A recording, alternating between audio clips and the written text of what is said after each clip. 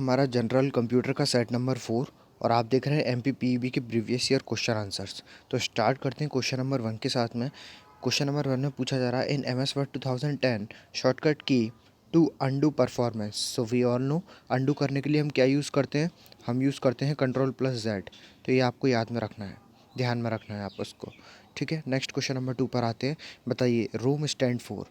तो ROM stand for, so the correct answer is read only memory is our correct answer.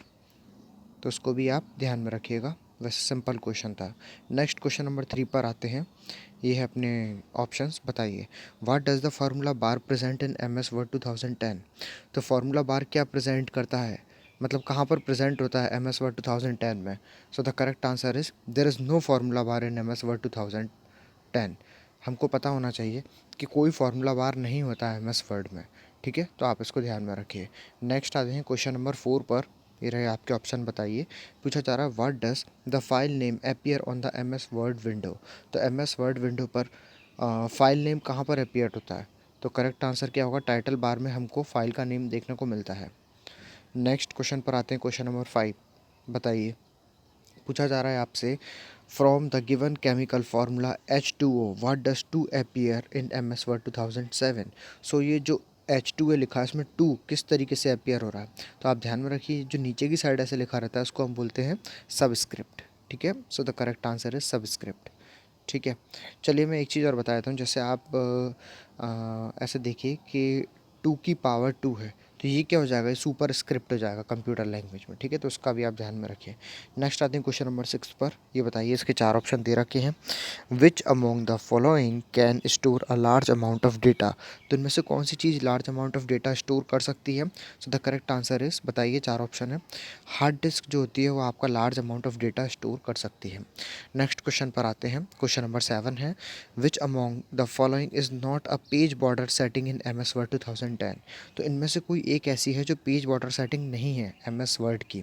So the correct answer क्या है, peculiar. Peculiar ये page border की setting नहीं होती। बाकी देखिए बॉक्स है आपका, 3D है और शेडो भी है। ठीक है, तो आप इसको ध्यान में रखिएगा। नेक्स्ट क्वेश्चन नंबर 9 पर आते हैं। पूछा जा रहा है आपसे कि M S Word in M S Excel 2010 sparkline can be accessed from. तो स्पार्क लाइन कहाँ से एक्सेस करते हैं हम। So the correct answer is insert tab. So the correct answer is insert tab.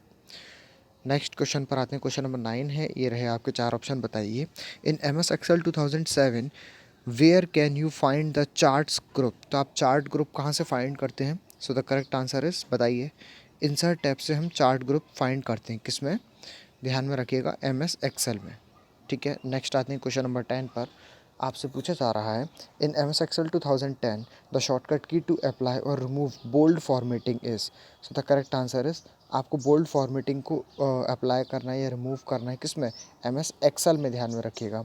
So correct answer क्या हो जाएगा, कंट्रोल+2। Next आते हैं क्वेश्चन नंबर 11 पर।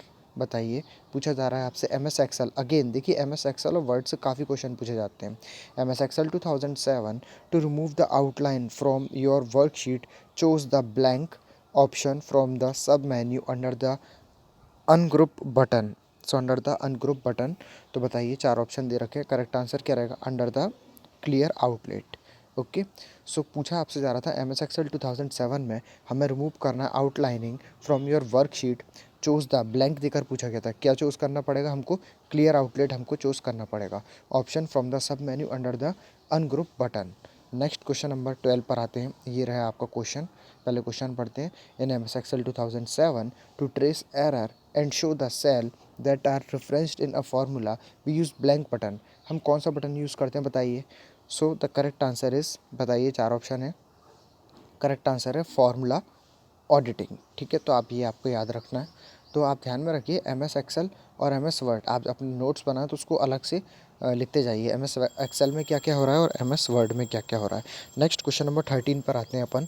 इन M S Word 2010 blank sheet has its length and width आपको लेंथ और width दे रखी है सेंटीमीटर्स, मतलब किस शीट में रहता है ये।